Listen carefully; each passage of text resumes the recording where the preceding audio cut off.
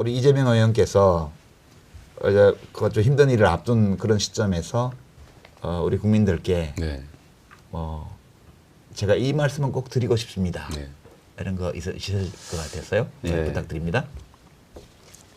저는 이제 공직이라고 하는 거를 이제 십몇 년 이렇게 하고 있는데 이 공직자들이 어떻게 하느냐에 따라서 그 나라 운명이 결정된다는 생각을 계속 하게 돼요.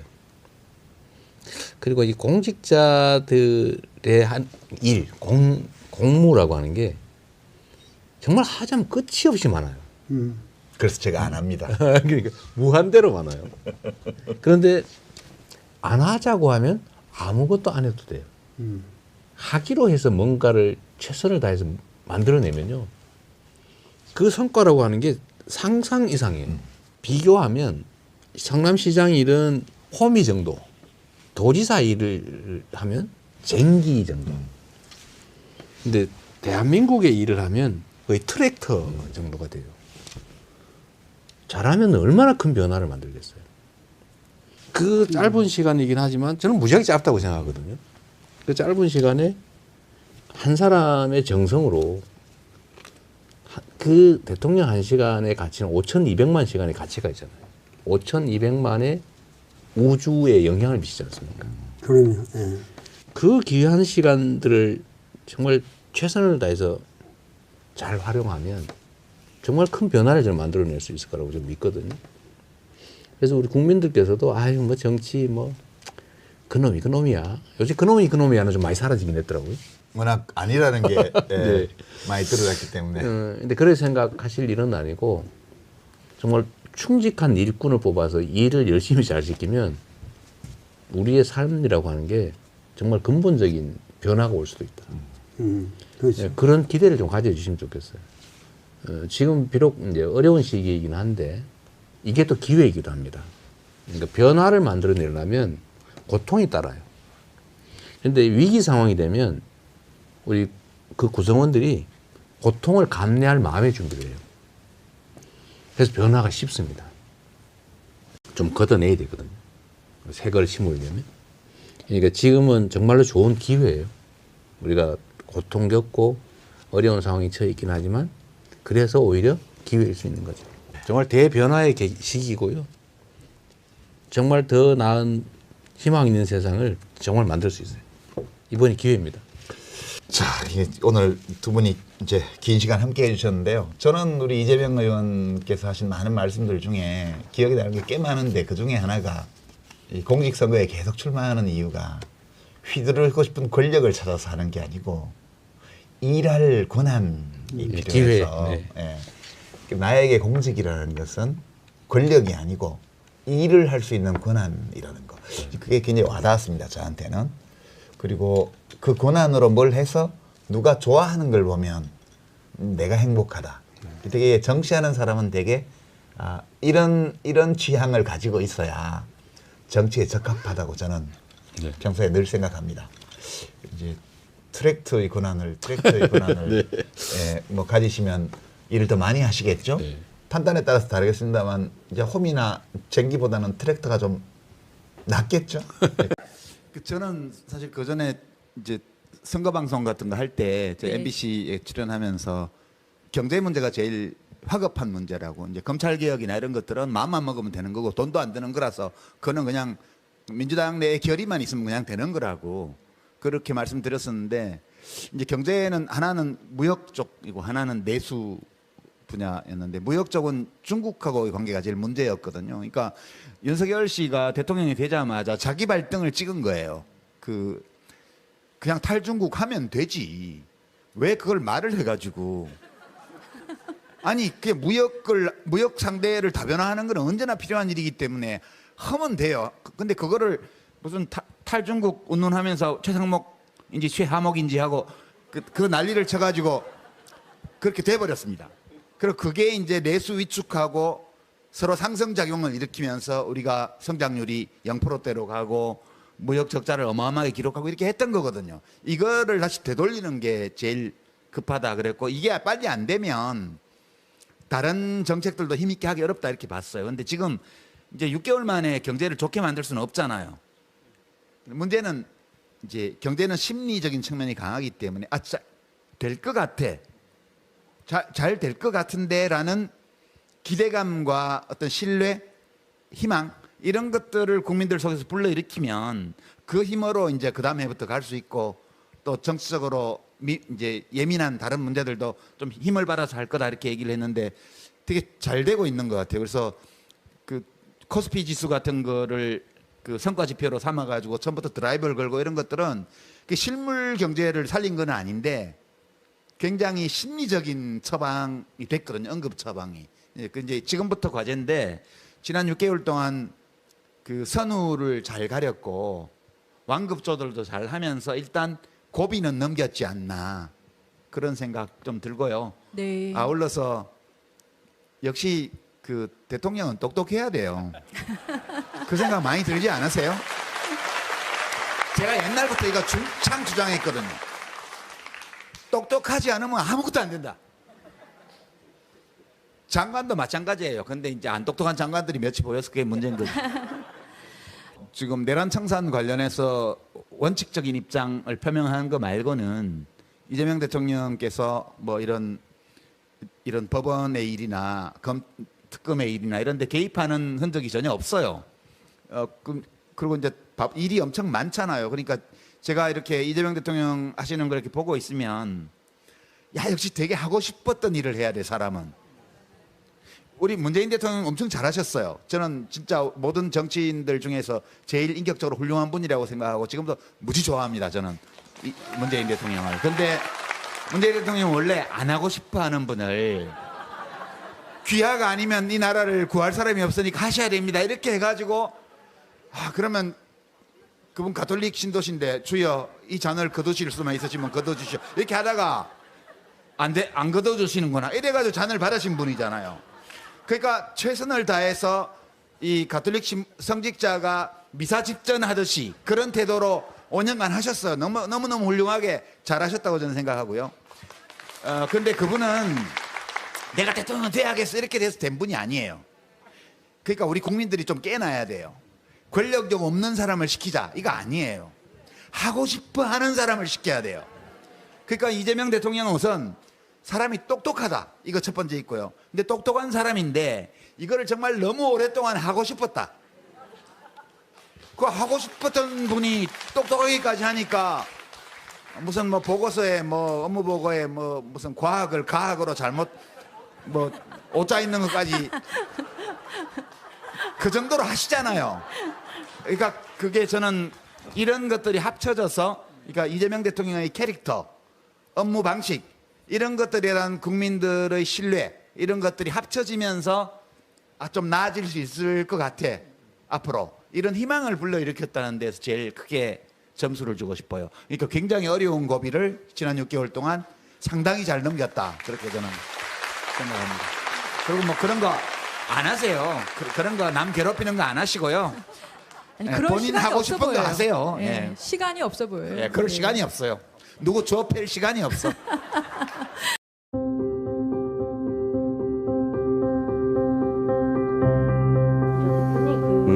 이재명 후보의 첫인상은 어떠셨어요? 성남시장할 때 처음 만났는데 그때는 그렇게 막 깊은 인상을 못 받았어요. 근데 나중에 그 경기지사 되고 나서 만나보니까 굉장히 발전했구나.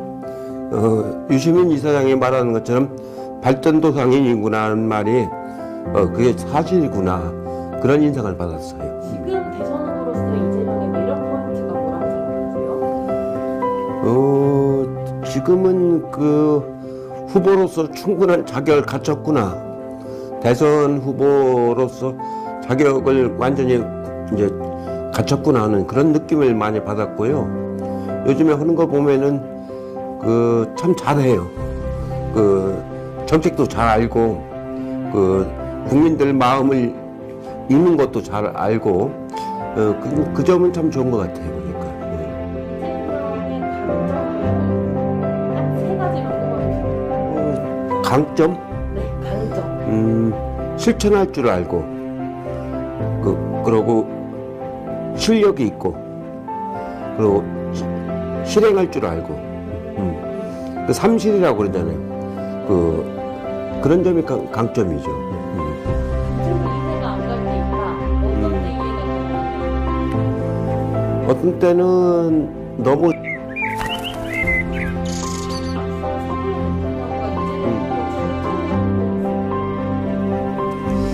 뭐 차이점이라기보다는 그 이재명 후보는 그 실행을 그 철저히 한다면 합니다. 이재명은 합니다. 이 말은 신뢰가 가요.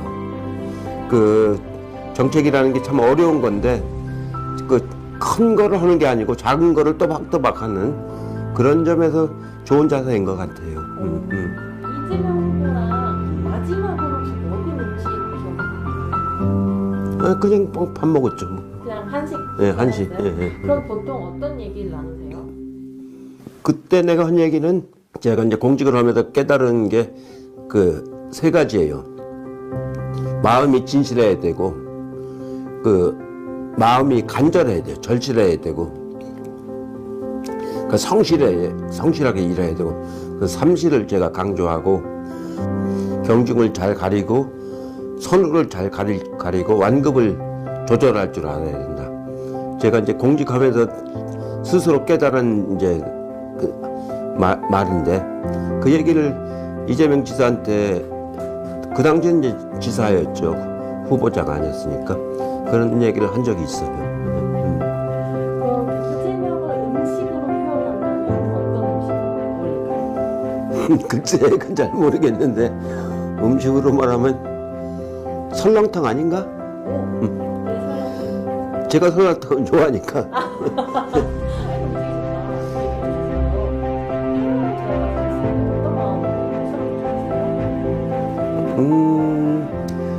이번 선거는 어차피 진영 싸움이에요. 51대 49 진영 싸움이라서 한 편에도 일찍부터 이렇게 모아줘야 되는 그런 선거이기 때문에 제가 이재명 지사가 부족한 점을 뭘로 채워줄 수 있을까? 뭐랄까, 좀 담론, 좀 이렇게 크게 보는 그런 수준의 칼럼을 좀 써주는 게 좋지 않겠나 이런 생각을 하고 시작을 한 거예요. 수업 끝날 때까지 함께 해주실 거예요? 네, 그럴 거예요. 일주일에 두 번. 두 번까지는 어렵겠고 한 번씩은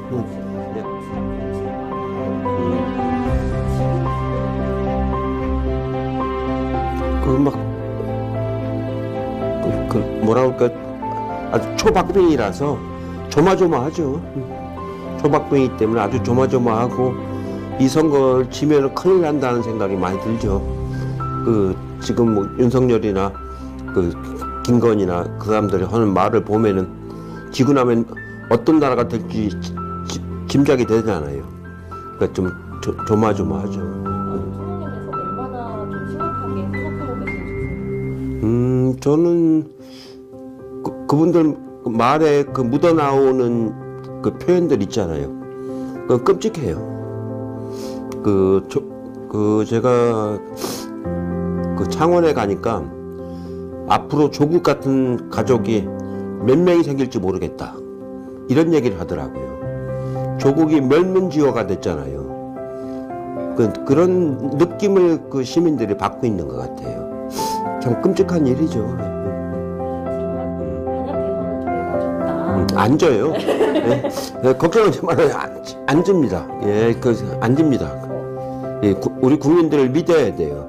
저런 사람들한테 결코 정권을 맡기지는 않습니다. 우리 국민들이 여기까지 민주화를 해왔는데 그 사람들한테 맡기겠습니까? 국민들을 믿는 게 중요한 거예요.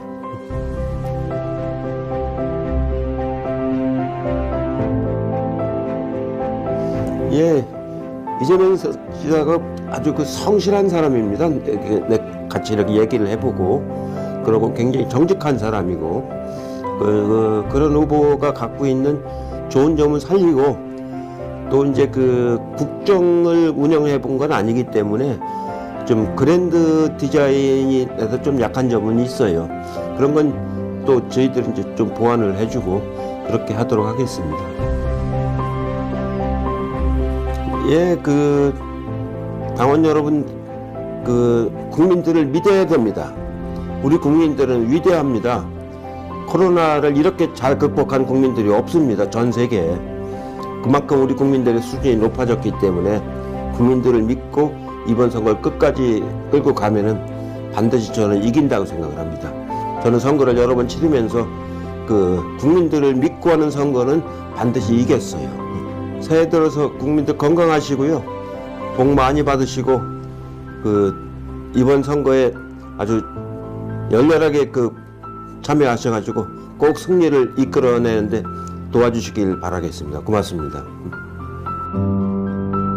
12월 3일 날 네. 계엄 선포 당시 어디 계셨어요? 세종시에서 당원들하고 그날 술 한잔 하고서 집에 가서 자고 있었죠. 계엄 선포돼서 막 사람들이 깨웠을 거 아닙니까? 우리 집사람이 막 깨우더라고. 그 계엄 선포했다 텔레비에 나온다고. 그래서 미친놈들이네. 그러고서 그냥 또 잤어요.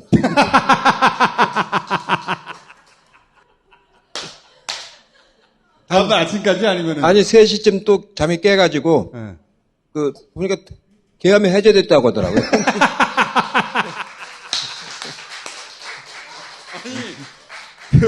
계엄 선포됐는데 이거 어떡하나 생각 안 하고 그냥 주무셨어요? 저는 박정희 때도 당해봤고 72년도에 유신날 때 80년도에도 또 전두환 때도 한번 당해봐서 이런 계엄은 시시해서 근데 보통은 이거 국회에서 계엄 해제하는 것 같이 보고 밤새는 경우가 많은데 그런데 왜 주무셨어요? 잠이 오니까 잠이 오니까. 아니 이 사람 그 성정으로 봐서 순수하게 물러날 사람은 아니라고 판단을 했어요. 그래서 우리 당 의원들한테 그냥 물러날 사람은 아니다. 무언가 사단을 일으킬 사람이기 때문에 예민하게 관찰을 해야 된다.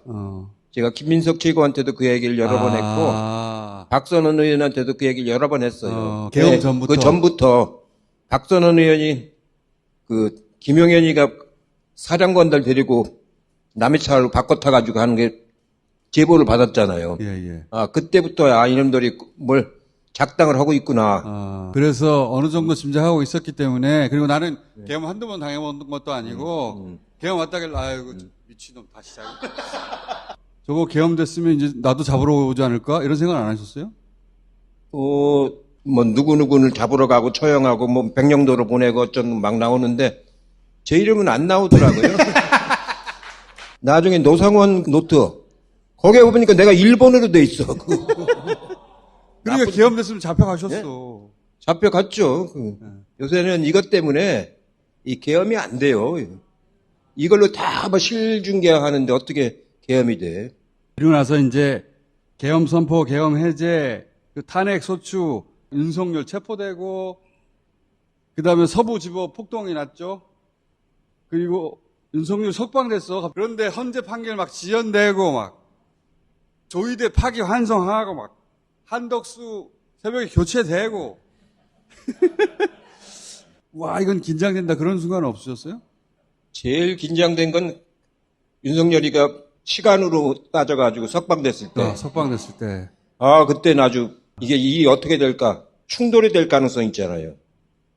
그때는 아직 대통령직은 가지고 있을 때인데 충돌이 되면은 그게 이제 제2계엄령을 발표할 명분이 되잖아요. 그렇죠. 네, 그때가 아찔했고요. 그 다음에 유죄 판결로 환송할 때. 예. 저런 놈이 있나. 저런 놈이 그게 있을 수가 없는 일이잖아요. 있을 수가 없는 일이죠. 그걸로 확정되면 우리 당 후보가 없어지잖아요. 그렇죠. 그럼 그 한덕수가 자기가 거저먹는 거 아니에요. 한덕수가 제가 같이 총리할 때 국무조정실장을 해서 잘 아는 사람인데 그런 욕심을 안 내는 사람인데 이제 다 됐구나. 그러니까 이제 이재명 못 나오는 줄 알았던 거죠. 예. 파기환송할 때 우리 당 의원들하고 이제 얘기를 하면서 이건 탄핵으로 가야 된다. 이건 명백한 정치 개입인데 이걸 그냥 두면 안 된다. 지금 생각해 보면은 그때 더 엄하게 했어야 되는데 조금 그 아쉬운 대목이 있죠. 근데 대선 국면으로 바로 넘어가면서 이제 예. 그때 더 이상 조치를 못하고 끝나버렸죠. 그렇죠.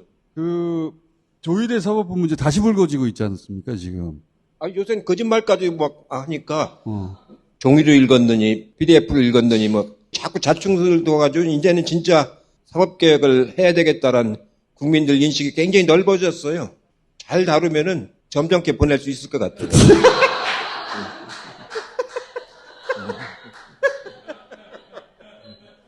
잘 다루면 점잖게 보낼 수 있다.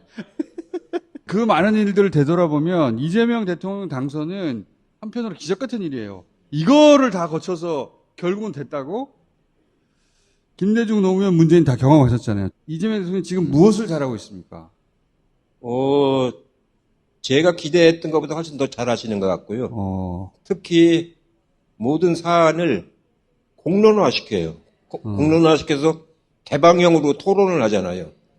그런 리더십은 굉장히 어렵거든요. 시간도 많이 걸리고.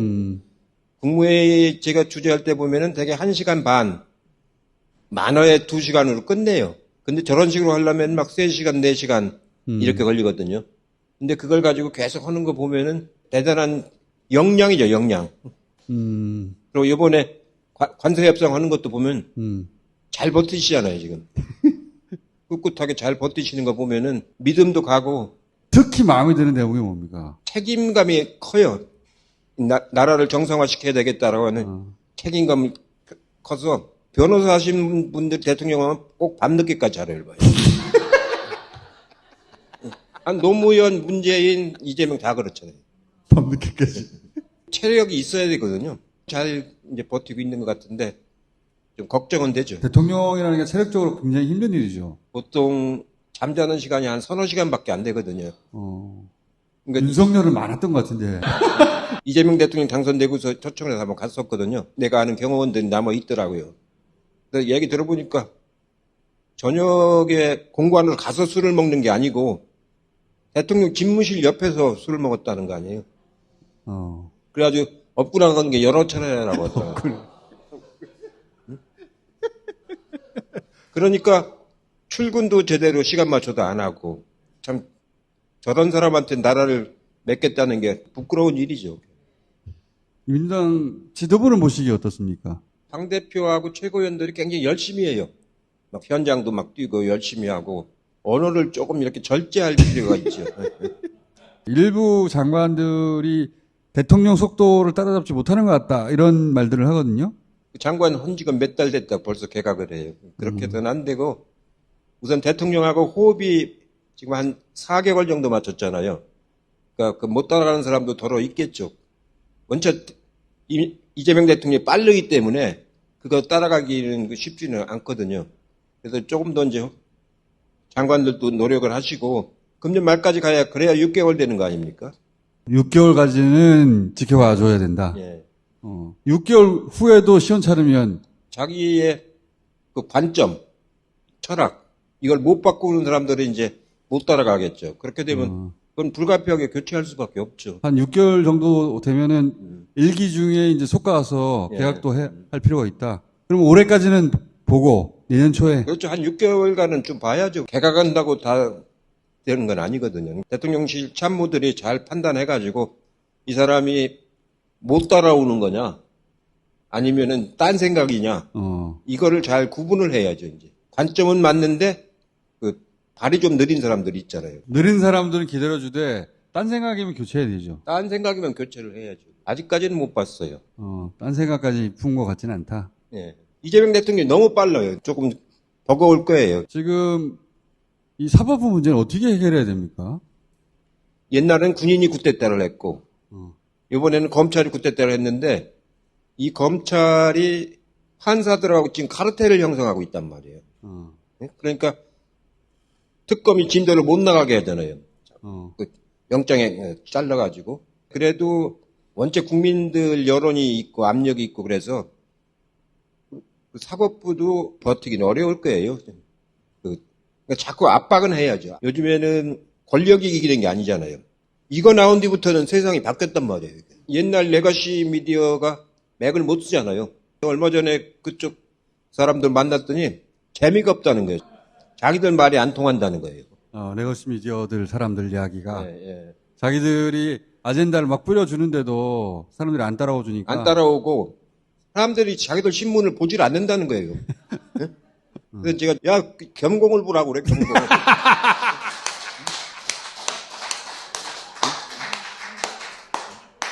저는 아침마다 일어나서 겸공을 보는 것부터 시작을 해요. 소통 구조가 바뀌어가고 있거든요. 그리고 쭉 시간마다 그 좋은 프로들이 있잖아요. 아니 그러면 대표님 아침에 경공 보고 예. 그다음에 점심도 뭐 보십니까? 점심 때는 매불쇼. 저녁에는 뭐 보십니까? 홍사훈 씨하고 이재석. 저녁에는 특별히 딱 정해놓고 보시는 게 없어요? 없고. 그러군요. 술 먹고 자야죠.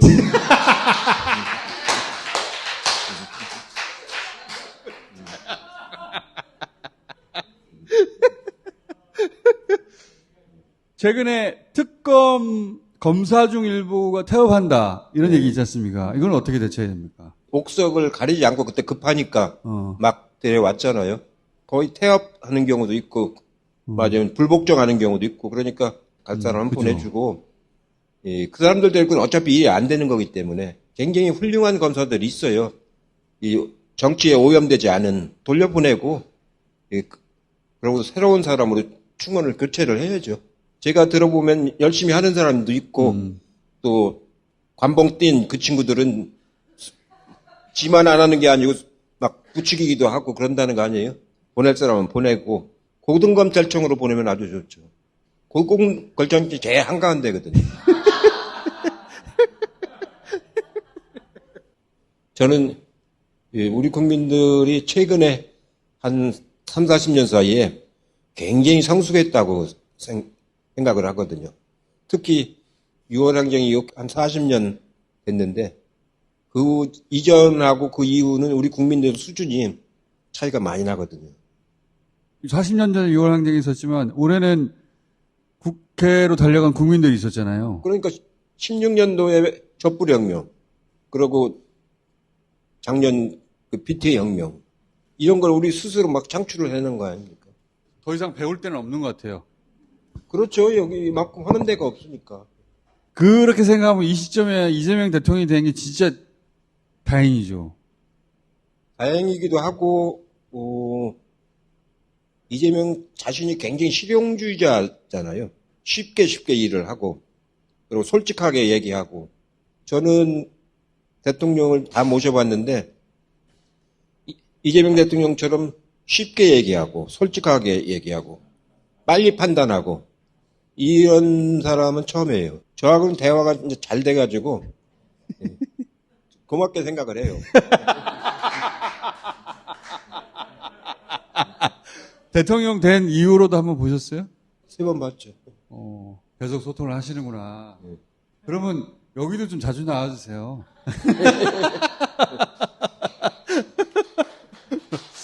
저희가 저도 이제는 깜빡깜빡해요. 특히 사람 이름이 머릿속에는 있는데 입으로 잘 안 나와요. 여기 자주 나오셔야 돼요. 덜 깜빡깜빡하지. 가끔 나올게요.